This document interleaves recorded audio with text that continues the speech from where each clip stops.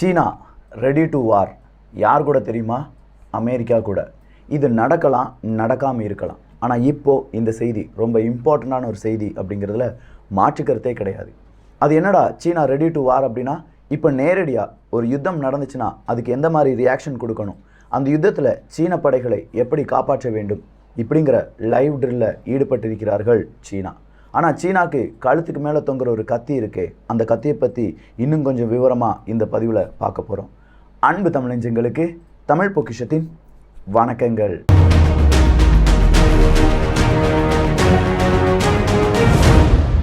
அமெரிக்காவினுடைய Nancy Pelosi அவர்கள் தைவானுக்கு வாரேன் அப்படிங்கிற ஒரு அறிவிப்பை கொடுக்குறாங்க.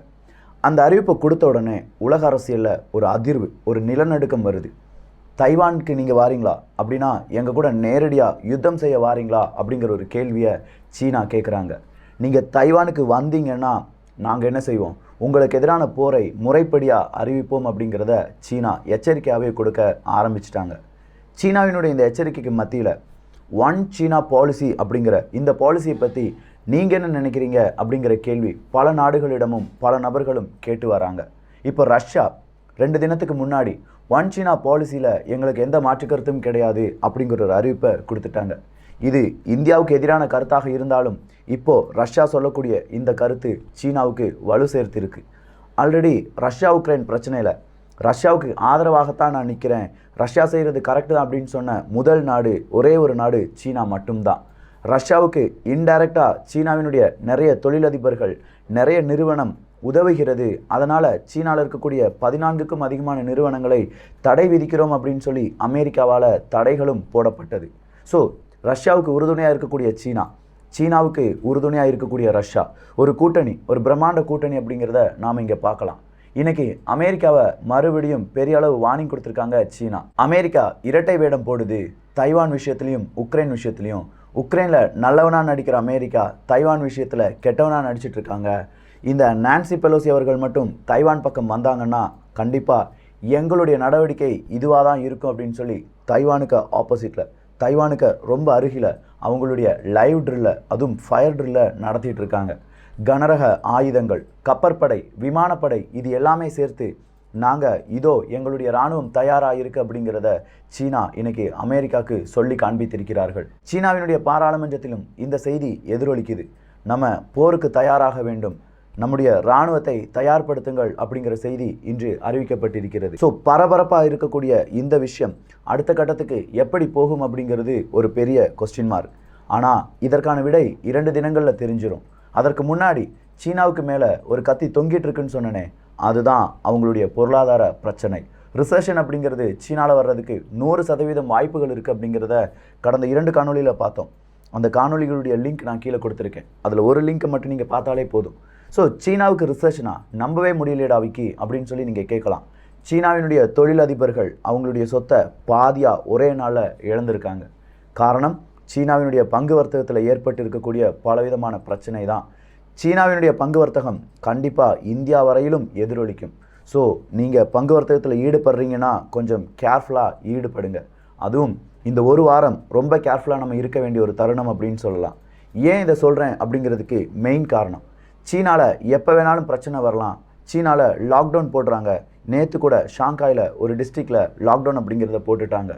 சீனாவில் பலவிதமான பிரச்சனைகள் இருக்குது, அங்கே பொருளாதார மந்த நிலைமை வந்துட்டுருக்கு அப்படின்னு சொல்லி பரவலாக பேசப்படுறதுனால பெரிய பெரிய தொழிலதிபர்கள் எல்லாருமே அவங்களுடைய பணத்தை பங்கு வர்த்தகத்தில் போட மாட்டுக்காங்க. அதுக்கு பதிலாக ரொம்ப அஷ்யூர்டாக இருக்கக்கூடிய பாண்ட்ஸ், கவர்மெண்ட்டினுடைய பத்திரங்களாக இருக்கட்டும், இல்லை வெளிநாட்டு கரன்சியை வாங்குறதா இருக்கட்டும், தங்கத்தை வாங்குறதா இருக்கட்டும், இப்படின்னு சொல்லி அவங்களுடைய முதலீடு ரொம்ப சேஃபான முதலீடாக மாற்றப்படுகிறது.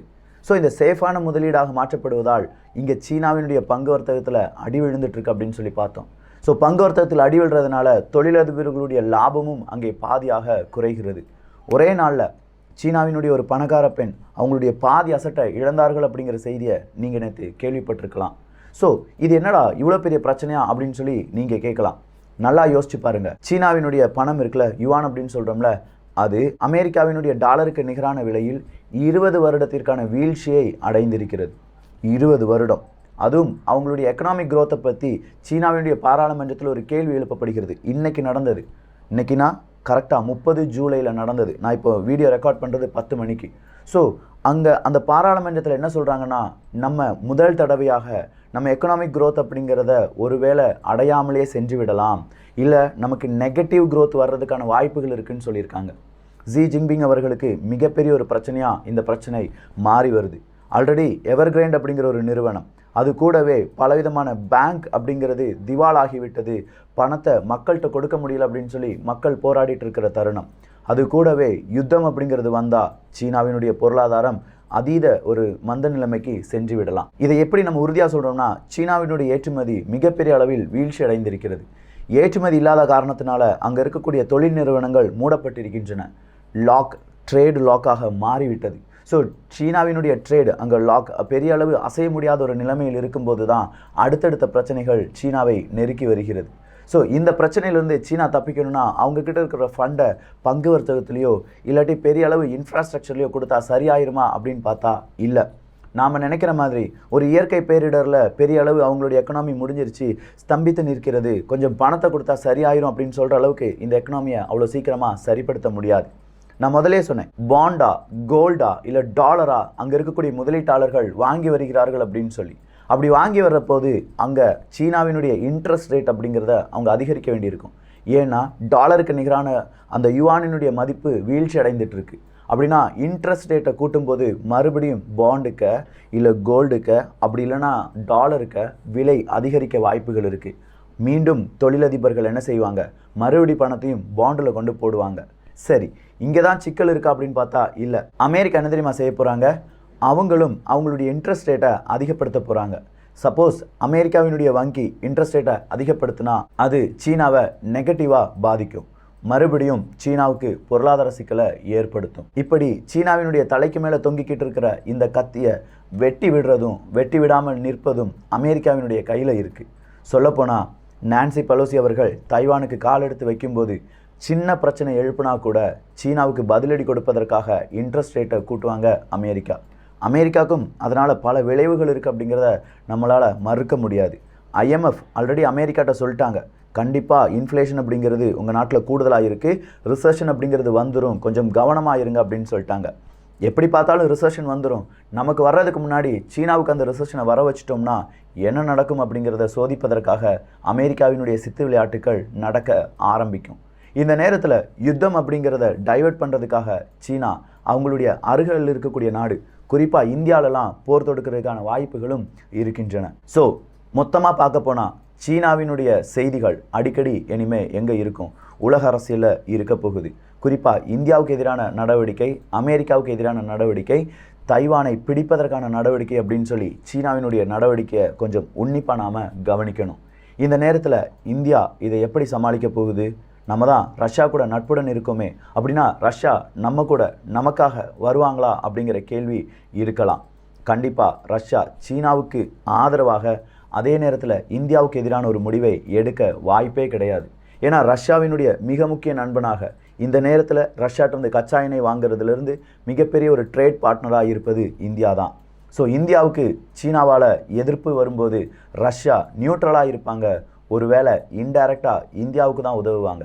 ஆல்ரெடி சீனாவுக்கும் ரஷ்யாவுக்கும் பெரிய ஒரு எல்லை தகராறு இருக்குது. இந்த எல்லை தகராறில் சீனாவுக்கும் ரஷ்யாவுக்கும் ஒரு பிரச்சனை வரும், ஒரு போர் வரும் அப்படிங்கிறதும் ரஷ்யாவுக்கு தெரிந்த விஷயம்தான். அதே நேரத்தில் இந்தியா கூட ஈரானும் நட்புறவை பாராட்டி வருகிறது. ஈரான், இந்தியா, ரஷ்யா அப்படிங்கிற இந்த கூட்டணி கூட சீனா எதிர்ப்பை தெரிவிக்கும் போது ஈரானும் ரஷ்யாவும் இன்டைரக்ட் சப்போர்ட் இந்தியாவுக்காகத்தான் இருக்கும்.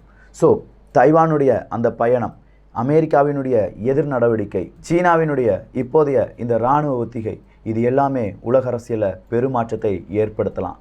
சொல்லப்போனால் சீக்கிரமாக தமிழ் பொக்ஷத்தில் அடுத்த ஃபயர் அப்டேட் வருவதற்கான வாய்ப்புகளும் இருக்கின்றன. ஸோ இதை பற்றி இன்னும் நிறைய டீட்டெயில்ஸை தெரிஞ்சுட்டு நாளைக்கு இன்னொரு அப்டேட் செய்தியை பார்க்கலாம். எல்லோரும் தமிழ் பொக்ஷத்தில் இணைந்திருங்கள். நல்லதை பகிர்ந்து நல்ல சமுதாயத்தை உருவாக்குவோம். நன்றி, வணக்கம்.